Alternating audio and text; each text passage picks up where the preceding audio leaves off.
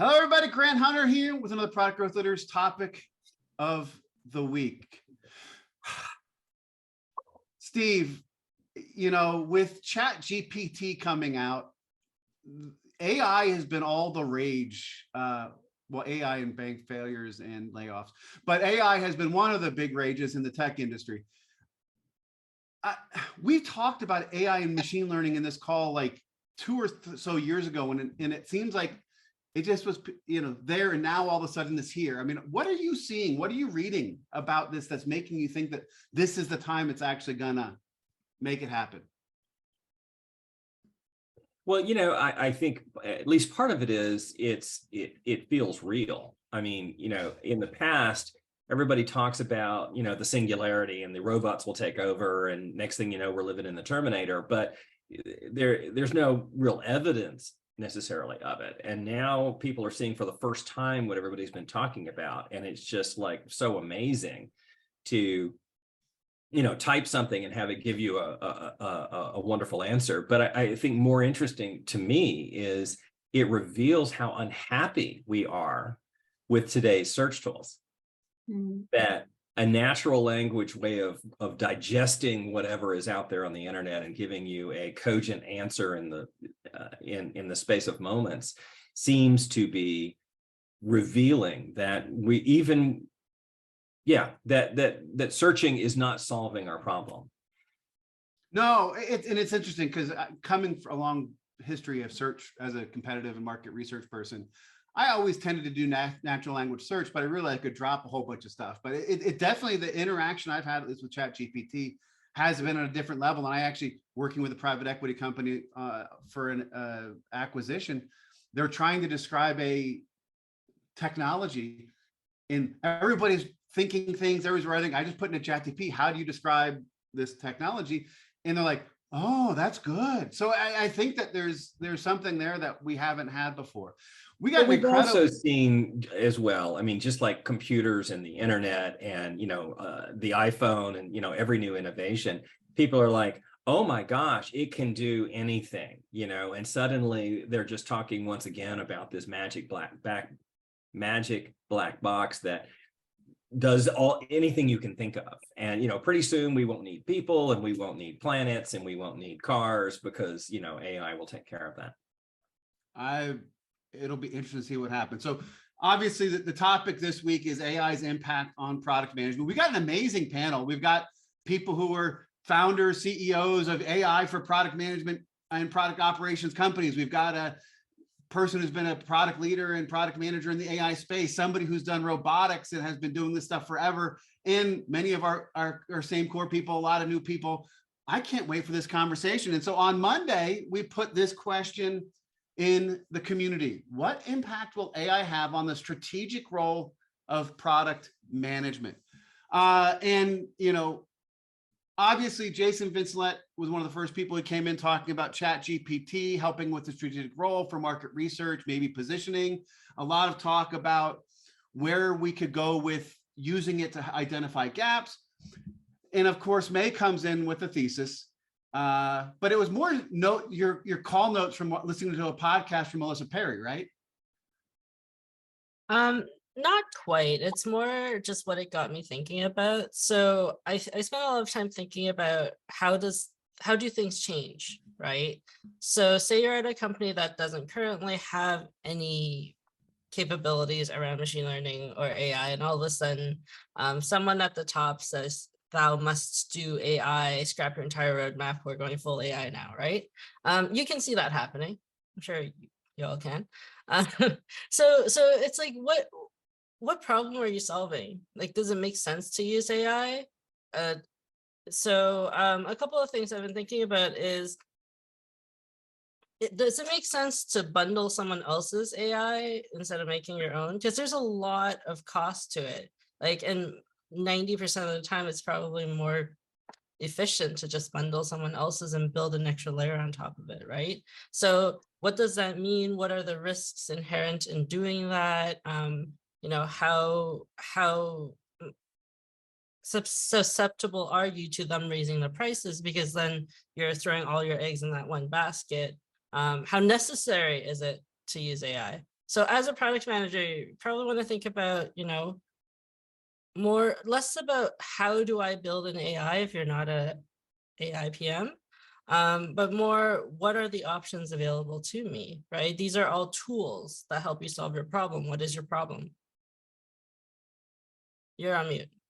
I do that every once in a while. It could be a problem with doing the efficiency of product management, right? How do we get better at it, helping us with discovery, research, whatever it may be. But it also could be a problem that your product can solve. We could use AI in a product to solve a problem, right? Yeah.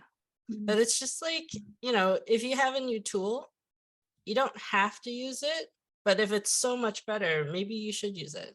Maybe you should think about how do you use it. But there are huge operational changes that extend beyond product management. It's organizational that we should consider. No, I think that's key. And I think there's both sides of it, right? When we talked about product management and digital transformations, there was the concept of, and I just put it in LinkedIn, the idea of getting ready for the marathon, getting the starting line, and actually running the marathon are commercial products. And I think that AI plays in both of those places as well, helping us get better at doing the practice of product management and helping us make our products better because there's AI in it and it's using it. Cory, you said hopefully better answers with less searching. Yeah, I like the notion of this being a better research assistant or helping me find an answer in a shorter amount of time. That's what I've personally been using it for. And I'm a skeptic on this anyway. I don't think it's the next best thing. I think it's a useful tool. And I think when people start preaching these things that it'll change the world, maybe it will. But I think we've got enough examples of blockchain and iPad and Siri and everything else that just was it's not a flash in the pan, but it was so hyped up and it never really evolved to anything. This is actually practical, right? I've used it this week to tell me, hey, how do I calculate time in Excel and give me the formula for doing that? And it did it very quickly. And you know what? I was able to copy and paste it and it worked. I didn't have to do anything else. That was amazing. So more things like that, or as I think one of the things I said was it's a good kind of rubber duck debugger. So if I'm thinking through an idea, it helps to have somebody to talk to instead of talking to myself, which looks a little weird. But it gives me a way to have a dialogue with somebody other than myself that is meaningful for introspection or helping me get there.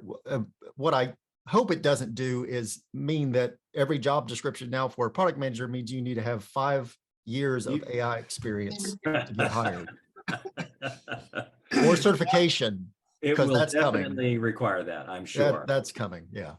Yeah. Well, I remember Steve talking about jobs requiring 20 years of social media experience, and social media hadn't been around for 20 years. So it happens. And you know what, Cory, you just saved me a ton of time. I can now just go to ChatGPT and ask, what's the Excel formula for a continued annual growth rate? That's like my biggest. No, I just Excel did the thing. same thing. I'm just like, it never occurred to me to do that. But once again, back to my point was, why do we need AI to do that? Why is help in Word and Excel and PowerPoint and everybody else's products so abysmal that the solution is to go into chat? Yeah, Well, I could have probably found that answer, Steve, after about 45 minutes of searching through 12 different sites. Oh, totally. Yeah. Totally. But that's also why you go to Google for how do you do this in something, right? Maybe that's a place where in product we can have the biggest impact is in our help, tools, right? If you think about it that way, that is one of the biggest problems in most products. I mean, definitely in Microsoft. Eva, good to have you back on the call. Go Sixers. And I'd love to you're sort of working in a space that's sort of AI adjacent, right? In RPA? Yeah, I work with RPA. We've been talking about AI for a while. It wasn't just with Chat GPT or whatever the latest trend is. I completely concur with Cory. I feel like it's the next shiny object. I think my concern is over being ethical with AI. Because that's a big question, right? With these new technologies, how are we using them? How are we protecting people's, vital personal information, both professionally and you know, in health organizations, financial organizations, those type of things. So I don't know. I guess I'm not fully on board the Chat GPT thing. I'm one of those people that is cautious and is a little bit of a pessimist. So I don't know. We'll see what happens. I actually, I think that's a great point to start turning to a couple of our product leaders who actually have been working in the AI space. Glen Ford, when people talk about the ethics of it, I'd love to get your take on what, you know, as you were building products and a platform for it. I'd be very interested in sort of your take. Yeah, so we were serving the two companies I worked at in the AI space were serving, really making data for training large models, right? For custom applications, computer vision applications, for instance, some NLP. So we reviewed, we had actual councils of ethicists. Well, they weren't formally ethicists, but we had an ethics council in-house to sort of review when we would get, you know, you might get an RFP, an RFI from a defense contractor or someone who primarily does that. And so you have to look at that and say, well, am I going to build, am I having my employees build targeting software, sort of second degree from the people who are the data scientists who are doing the work on the models? And that was a really, that's a concern of like, do I accept the work or do I not accept the work? It's at that level of ethical decision making. You know, we weren't usually, we did use ML internally for, you know, to accelerate our product. But at that point, it wasn't as much an ethical concern. And there's really nothing in what we did, like with Chat GPT and with DALL-E and Midjourney, where at some point it has ingested the work of humans who are now getting yes, the model, we all know the model is synthesizing. So there's some originality to it, but I got a recipe from Chat GPT the other day and I can't remember what it was, but let's just say risotto. It was written in this real personable affect, right? Not just, you know, listing out ingredients and processes. So that came from somebody. There's a million recipe writers on the web, and they're supported by ads. And now if I go to Chat GPT and more quickly without ads get a recipe, I'm thinking about which 2 or 3 recipe writers did this really get cobbled from? So there is I echo I think May's concern. Oh no, it was Eva, about ethics and the sourcing of the data. It's interesting. Steve and I are partnered with a research and advisory firm for publishers, content providers, data providers, and that type of stuff. And obviously this is huge for them because you've got these publishers who have primary research they're doing that all of a sudden is getting, you know, consumed by AI stuff. And it's like, how do you protect your copyrights in those types of stuff? So there's still a huge fallout to happen in figuring out, you know, source material and that type of stuff. In some of the research I'm doing, I wish that it gave me sources, right? Give me some links to go to see where the data came from or where the source stuff came from. Zach Harris, oh, go ahead. I was just going to add to that and say, you can ask after you get your answer, link me to the authoritative sources. Frequently, Chat GPT will link you to something that doesn't exist or is not the right source, right? So it's predicting the next right word, right? But it is not really, you know, that's the way the model works different than the human mind. Yep. Again, a lot of fallout to happen in the coming weeks, months, whatever, years. Zach Harris, you said in the chat, you sort of want to take the opposite view. And you talked about healthcare, and I've actually done some work with a, you know, radiology company that was using AI, and it's amazing what's happening there. Talk to me about your view of what AI, you know, the counter of it, right? The good of it versus the ethical issue.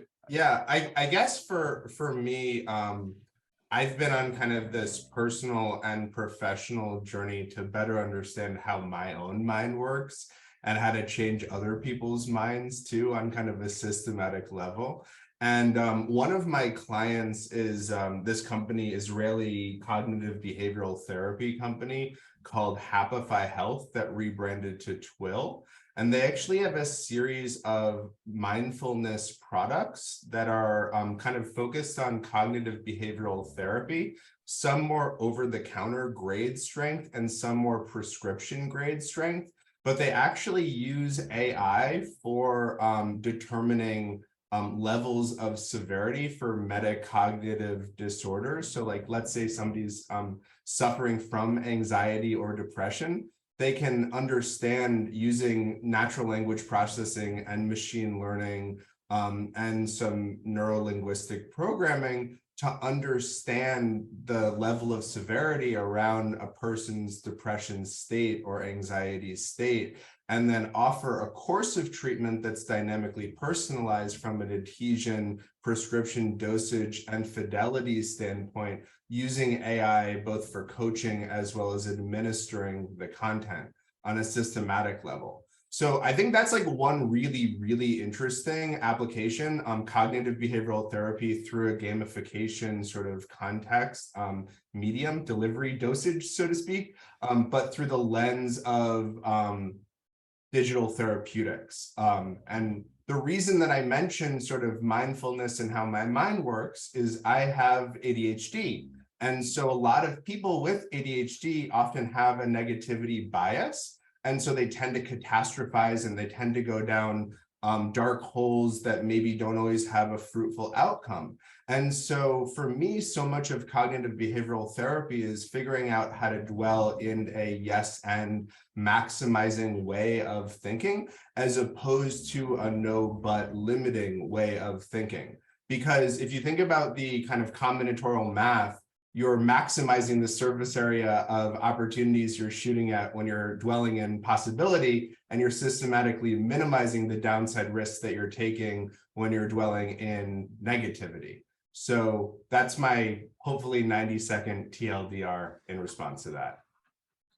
I think you did pretty good in the timing of it. And, you know, it's not, and actually very interesting to me, just, you know, with many people in my family who are neurodivergent, I'll have to check that thing out. But then you also look at any place where you can see patterns, it would seem like this would be strength, right? So I was just reading an article about how AI was able to detect breast cancer like years before a resident could, just because they're able to see the patterns and where it's going. And I've worked with that in the maintenance of heavy equipment using AI and machine learning to do that type of stuff, which is pretty amazing. So definitely when pattern recognition comes in and you have enough data that you can train it against, I think that's a very interesting way to look at it. But I also think that when you flip the script, so to speak, you can sometimes start looking at things that historically you anchored around liabilities as assets. So I always looked at my neurodiversity, this hyper-focus thing, as more of a liability for like the first 35 years of my life. And only recently, until I've started like building a new neural pathway bias in my own mind's eye, have I been kind of looking at that as a superpower, as an asset. So if you sort of think about the opposite rules of gravity that apply to creating better virtuous cycles, how do you systematically minimize the vicious ones and systematically maximize the virtuous ones? I'm thinking right now, and I'm looking at Dutch and Zach and myself. You know, we probably should do a neurodivergency in product management, because in many ways neurodivergency is a product management superpower. I think maybe that'll be a topic of the week in the future. Spencer, I want to get to you. We talked a couple weeks ago about what you guys are doing, and you know, to have a conversation on AI and its impact on the strategic role of product management. Having a founder of an AI tool for product management, you know, what's your take on this question? Unbiased. Yeah, unbiased. I think there's a few concerns that we have at the company, which is it's getting. So, for example, we had a strategy meeting yesterday, and we obviously have very early access to not just what's available, but to our own technology, what we're building in-house. And so our Build Better assistant has access to anything at the company, Slack, Notion, Conversations. And we were doing a strategic product planning chat. And so we said, okay, here's what we think we want to go down. Let's find some research. Let's like pull in this stuff. And it disagreed with our decision. It didn't think that what we were building was probably the highest leverage thing that we could be building. And it gave like a pretty good explanation as to why. And it nudged us in a direction that it felt like was a little bit more clear based off of what other people are working at the company, what other product people have been writing in Slack, and what our customers have been saying through feedback. And I think the thing to what the strategic role is like, this is what it does today. And I think we don't know how far and how fast it's going to go. So kind of one of the things that Steve said, and I think I agree with, is there's definitely a pivotal moment that's happening right now where something new is out there. And there's this end state that we think it might end at, which is like AGI, like artificial general intelligence, like something that can really do anything. But there's a big delta between where it's at right now and where it could go as like an AGI tool.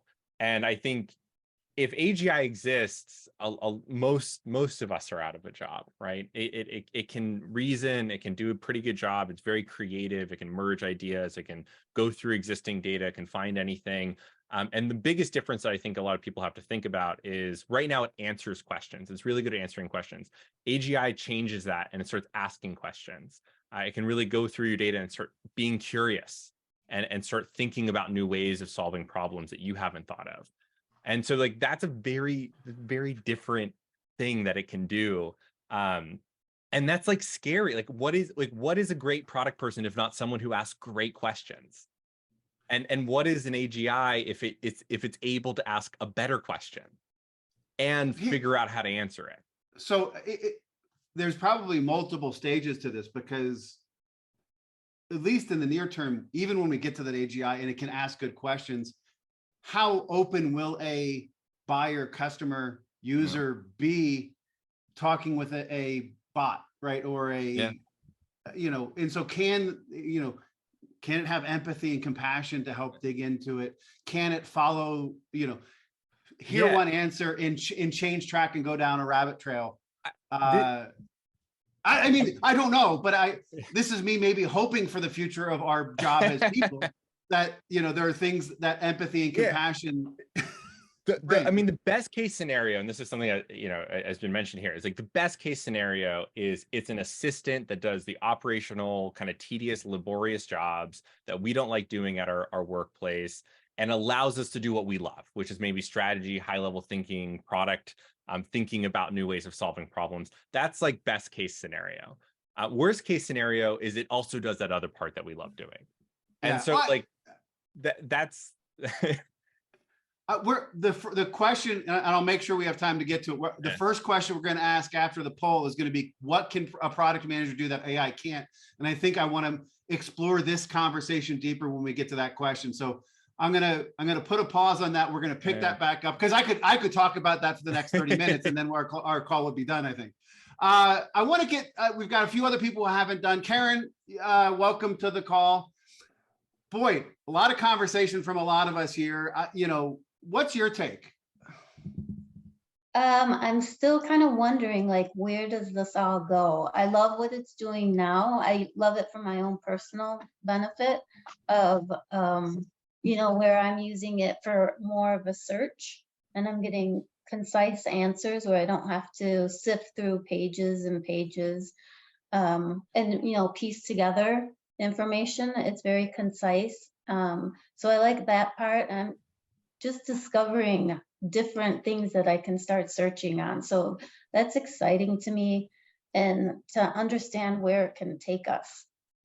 And then just trying to see for my own personal, for my company, how could it work there? What could we do? And what would our users be open to using it for? Exactly. One of my biggest fail in making a take on change of behavior with disruption was, I'm like, nobody's going to stop going to Blockbuster. Everybody loves walking around the outside wall and seeing what's there. Yeah. And then, poof, right? So understanding how users are willing to change when the disruption happens is going to be so critical to where this can go with that. Awesome, Karen. Thank you so much.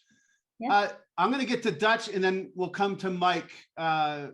Dutch, what's your take on this? Everybody said great things. I'm gonna do less than a 90-second, hopefully. I mainly agree with May about what's the problem. You know, not can we, but should we do anything with AI, and whether that's us consuming it for our own internal, or are we providing it to our customers? Going back to, you know, Excel, asking questions about how you do a calculation.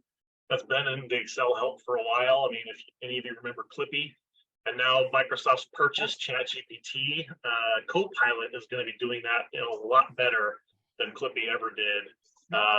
It's just the new version of all that. I'm going to be excited. Maybe using Clippy as the face of it makes it easier. It disarms us, right? Maybe so. And the last thing, I'm going to share some links in here for the Center for Humane Technology.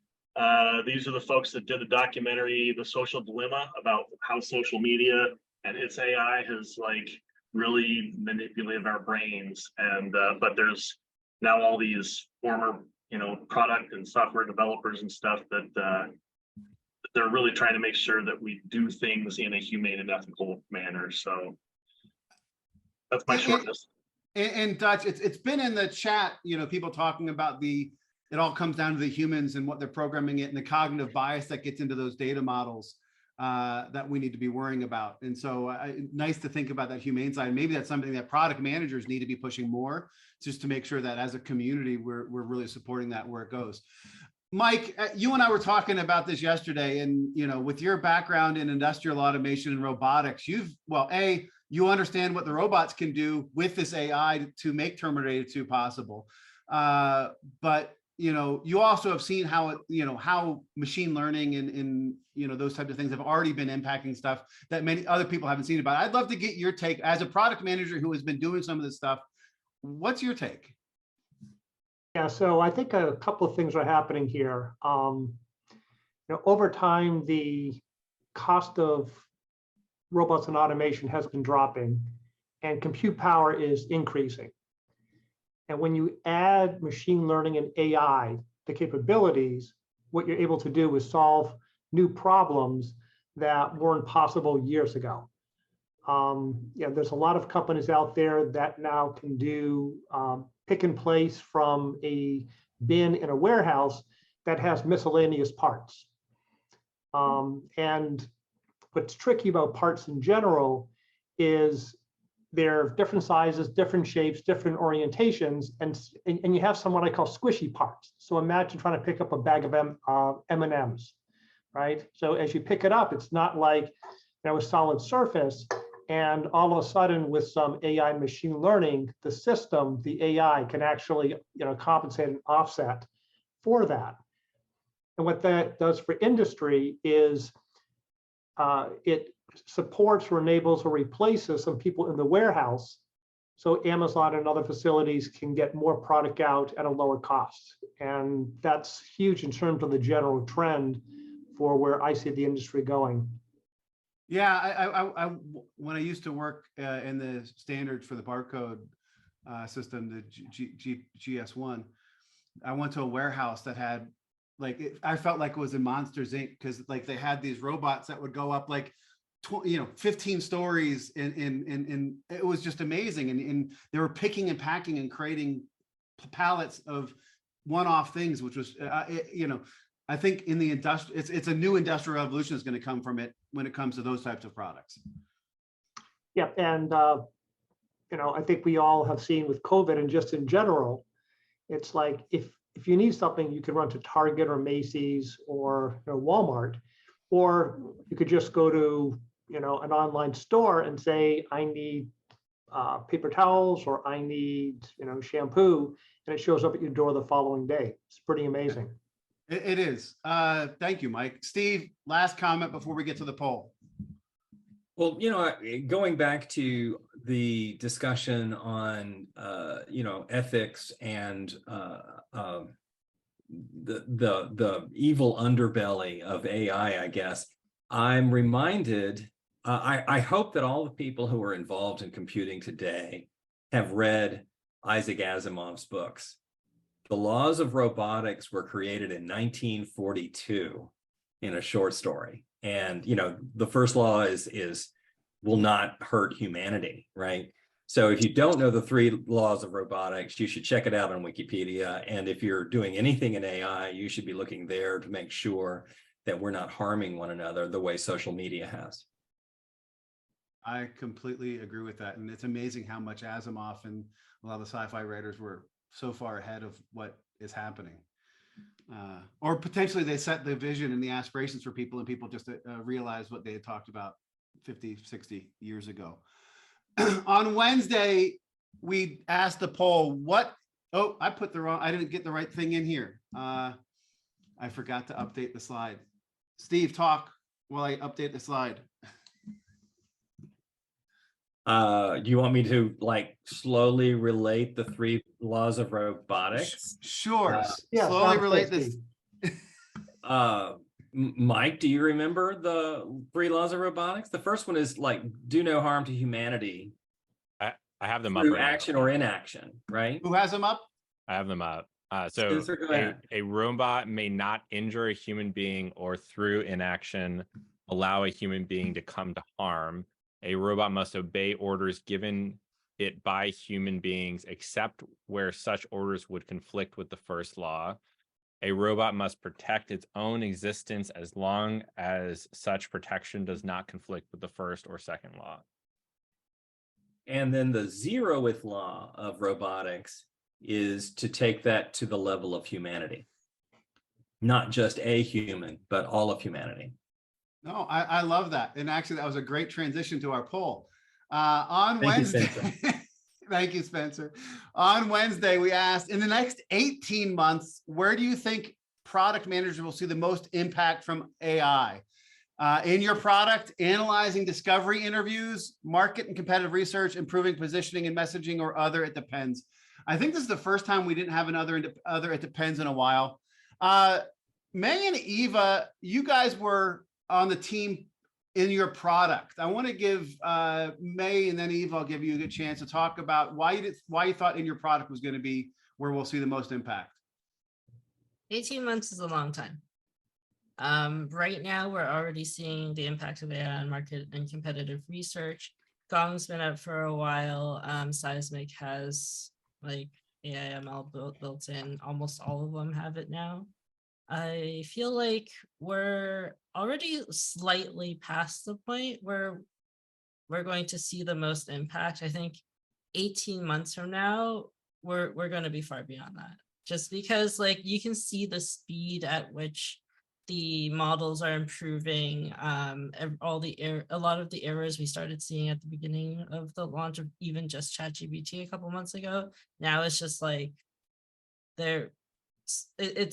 it's incredible the rate at which we've already improved. So with the advent of more teams, more companies building up AI ML capabilities and training more people into doing it, and just building that out as a full discipline, I feel like we're going to see that more in our product, respective products, either in the form of we built it ourselves or we're bundling this AI capability. So if it said 6 months, would you have changed your answer?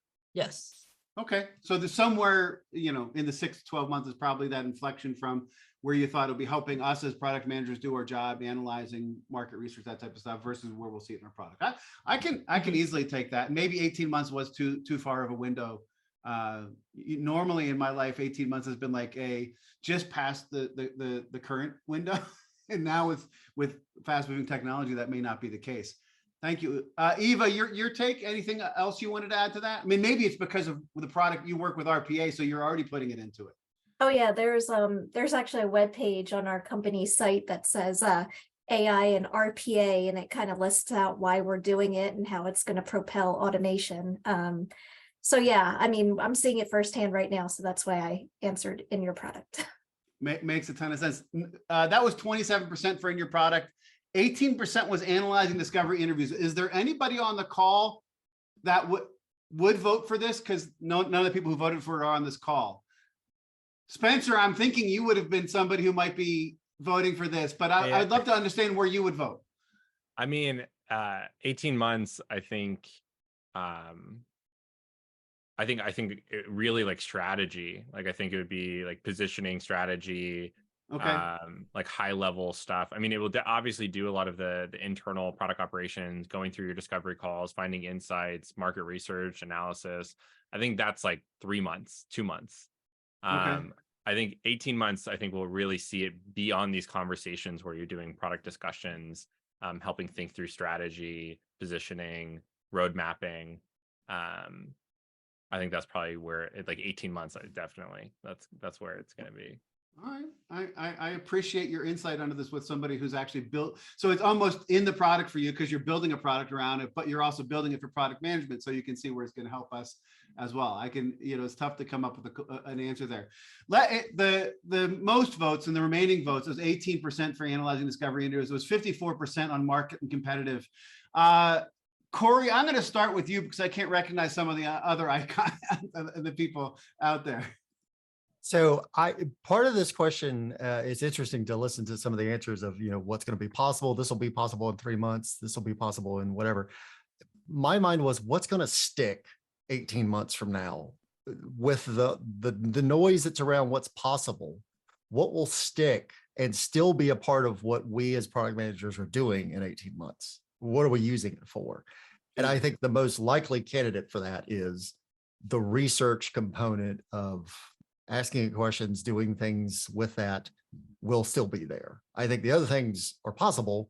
I don't think they will be what the answer to the question, or the question was the most impact. I think we will still see the most impact because it will stick and it will be part of our normal process. Just like using a tool. So we use, I'm not going to say the name of a tool, but let's say we use Miro a lot for our work, or we use Notion a lot for our work, or something else. I think this will be a tool that sticks around to do research. You know what? I also answered market and competitive research. And one of the reasons that's where I got my start after getting my MBA. It's a place where I see a lot of people lack those skills and don't know how to do it well. And a lot of times it's not done or not done well. The reason I did it was I think that AI and ChatGPT and whatever comes of it is actually going to be making it easier for people to check a box, do something that they weren't doing well and get better at it. And that's where it's going to have the most impact. It's going to take us from where an underserved, undermet, need to maybe where it needs to be. I don't know. It's tough to think about that. Glenn, I'd love your take. On the poll itself? Yeah, what would you vote for? Since I didn't have the good taste to respond. For me, my direct experiences within your product, as a product manager, I would love, in fact, I've played with ChatGPT as a way to do competitive research just to keep up with it. Because one of the problems I've found is simply making the time to just read your competitors' blog posts and careers page and all that kind of stuff to suss out where they're headed. Yeah, yeah. I love that. Now, in the integrated into product, one of the issues that we've hinted at here that I've felt directly, and some of the folks on the call may be feeling now, is ML is like natural science, not computer science. It's in a weird hybrid state of that, but it's just way more unpredictable in my experience than computer science. And we all know that when you're working with engineers, the timelines only grow and deadlines are typically missed, right? Complexity is not detected during an estimates phase, and so on and so forth, right? So multiply that by all the weirdness of an ML model, and you get the difficulty of reliably putting ML in your product, right? Yeah, I get it. I want to get the votes, although I want to make sure we have time for the next question. So I'm just going to do a quick finish the poll. Zach, of these, which do you think would be for you? I feel like my answer is always, it depends, to be totally honest. the way I kind of see it is, I think that on sort of like the highest level, what AI is starting to do is get people thinking about first principles problem solving a lot more, and figuring out kind of the smallest, most atomic Russian doll first, and then sort of the logical thing that hangs on that after. So if you have research blind spots or missing puzzle pieces, solving for those first, and then strategic, missing blind spots or puzzle pieces, solve for those second, and then tactical missing puzzle pieces or blind spots, solve for those third.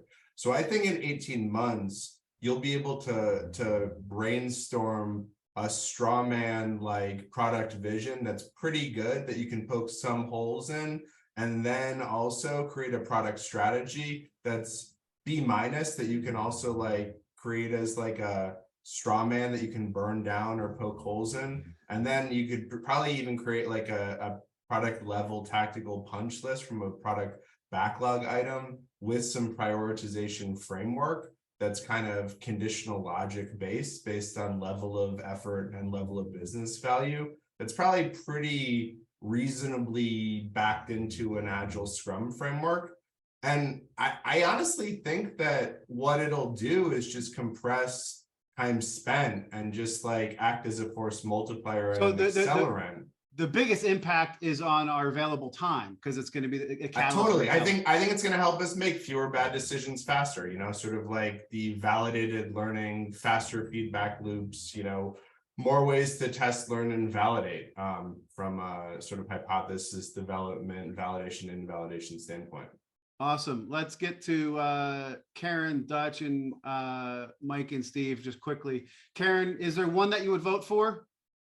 Mine was like a 50-50 split between the market research and then the positioning and messaging. Okay, and I think we probably didn't. That's a conversation that maybe it's even we should have a positioning and messaging or positioning and strategy conversation and have AI be a subset of that. But I can see that split easily happening. Dutch, how about you? I did answer this poll on here, but I think your thing is late or outdated. Sorry. Anyway, the market and competitive research, AI is going to be able to do it, but it's not going to be able to do it completely. I mean, there's always going to have to be humans involved with that. Same thing with user interviews. I mean, humans are always going to have to be involved in that. I put the improving positioning and messaging because whatever the AI and humans can do with user interviews and competitive research, it's going to be able to build to that positioning and messaging. Plus, not just product is going to be using AI for positioning and messaging, but also sales, marketing. Everybody else in the company will be using it for their role in getting stuff out the door and getting the at a 5th grade level. Tell me what we do. Yeah. All right, Mike, what would you vote for? You're on mute.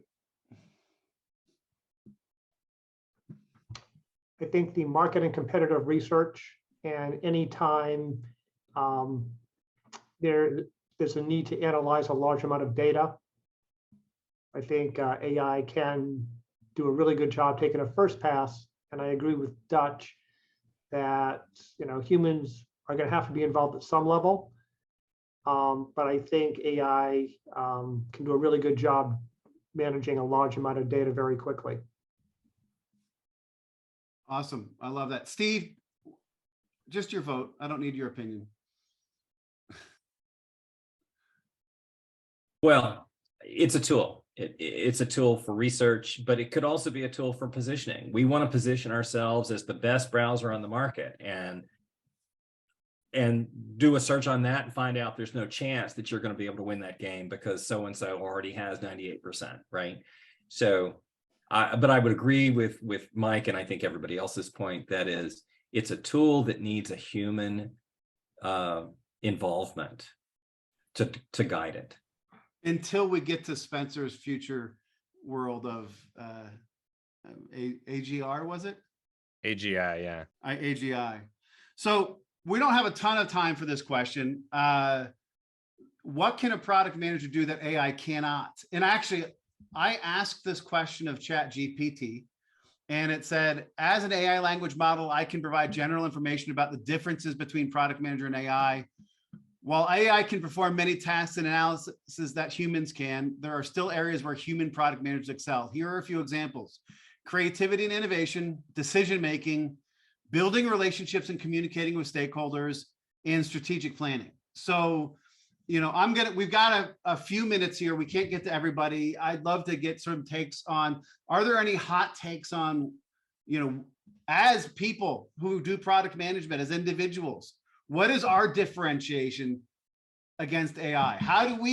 What do we lean into to make sure that we don't just get consumed or subsumed or gone away? Yeah, I think a lot of it boils down to creativity and out of the box thinking. Yeah, Good point. AI is in the box thinking. Yeah, literally. Yeah, good one. What else? Say no to a stupid sales request. So we have to teach AI how to say no. I mean, that's a key. I mean, it'll answer yes to anything. I mean, there's sometimes I've seen Bing tap out of chats where it was like, okay, I'm done having this conversation. But I mean, that was mainly a laugh for Steve. But yeah, say no to stupid requests. Okay, I love that. Anybody else? All right. And there's one thing I would say. We've definitely noticed it's really hard at like understanding like situational context about prioritization. So like there's, for example, you might have an engineer who's working on something and they don't enjoy working on that thing, and there's like burnout. There's like specific strategy that you have to think about with like team dynamics and company dynamics that I think product people are really good at, because they can hold kind of like what you're talking about, like empathy for people, and a lot of empathy for people. And I think like we've found that that's very difficult. It's very like, this is the right thing to do, so you should do it. But sometimes like the right thing to do is not the best thing to do. And so I think that it's often failed at those types of problems that we've seen.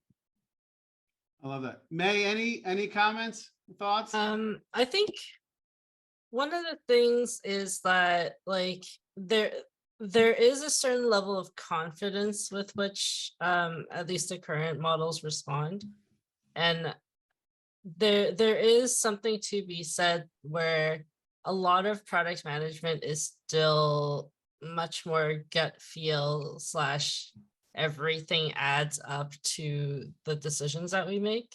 So if we're going with like purely logical, well, I assume it's purely logical models, where does that nuance come from, right?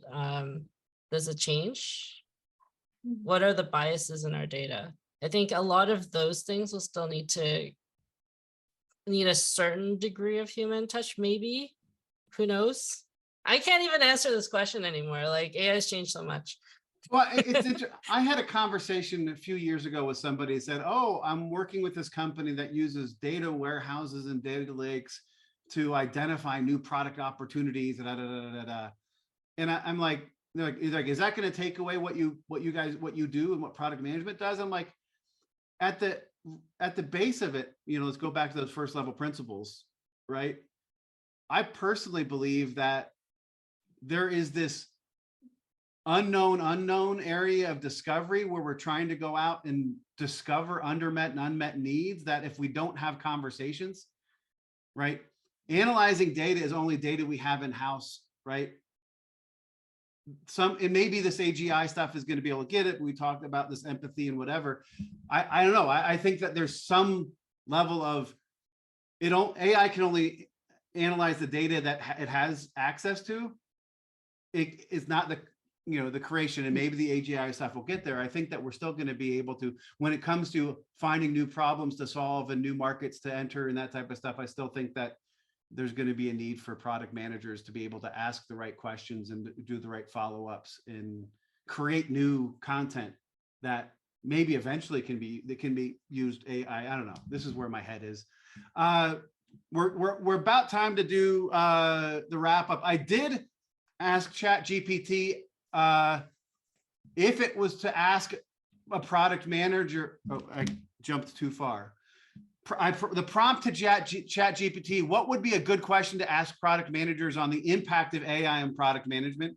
So what chat GPT came up was, what are some specific ways in which AI has impacted your roles as product managers? We sort of talked about in the poll, but I thought I went all in on AI. This is the question from chat GPT. So I wanted to share that with you guys. But what we want to really get to is what's the biggest learning or takeaway from this conversation? We've had a lot of conversation talking about different things about AI and what it can do, the ethical issues to the, potential, saving lives and that type of stuff in the role that has on here. Eva, what's your, from this conversation, you're living it on both sides, product and not, what's your biggest takeaway from this conversation?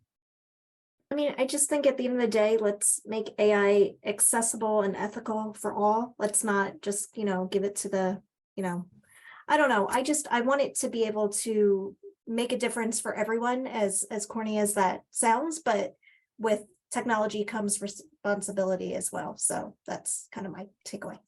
So sort of the Spider-Man view of it, with great power comes great responsibility. Yeah, I knew. Cory, I'm sure I said that wrong, but I don't know.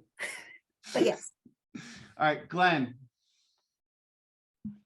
Well, it's interesting to see, like, we're having a good debate and discussion, but there's a lot of similarity too that I think as product managers we look at with our lens to ChatGPT and other innovations. So I'm personally really interested to check out Spencer's product and to see how people, because I have not applied anything ML in my role as a product manager. I've built ML products, right? But that's not the same thing at all.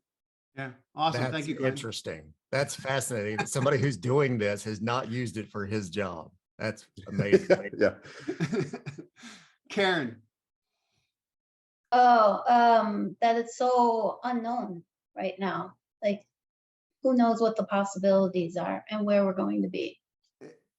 There's so much change that's happening so fast. It's like there's this great unknown. We know it's going to make an impact. It's just figuring out what takes and what doesn't, and where it goes, hopefully ethically, to Eva's point.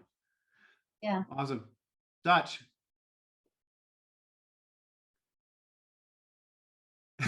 All right. Dutch just has nothing to say on this topic right now. Cory. So I'm struck by the iPhone moment. 2007 when the iPhone was introduced. There were cell phones before, there were Palm Pilots before, there were all these things before, but suddenly when that gets introduced, everything takes off. So is ChatGPT that iPhone moment for AI? Because this stuff has been going on for years. Glenn's worked on it, Spencer's worked on it, other companies have been working on AI type things for years, and maybe this is the moment of it. But really, I don't know. It comes down to practicality, right? How practical is the tool for the use cases that we have for it as product managers, as humans, as whatever we're doing, fixing a washing machine, whatever it is, what's the practicality that these things can help us with? Or is it practical to have AI determine your product strategy? Yeah, I mean, God, as a product strategist, I hope not, but we'll see where it goes. And sitting in Steve Johnson's seat as my final person I go to, my friend May Wong. Your take.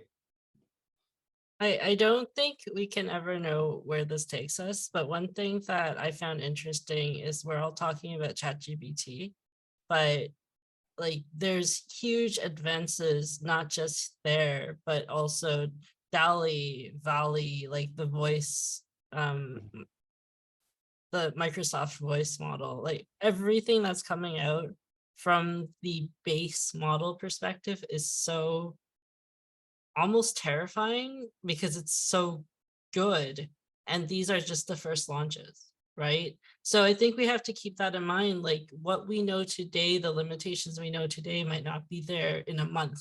We're not talking about years anymore.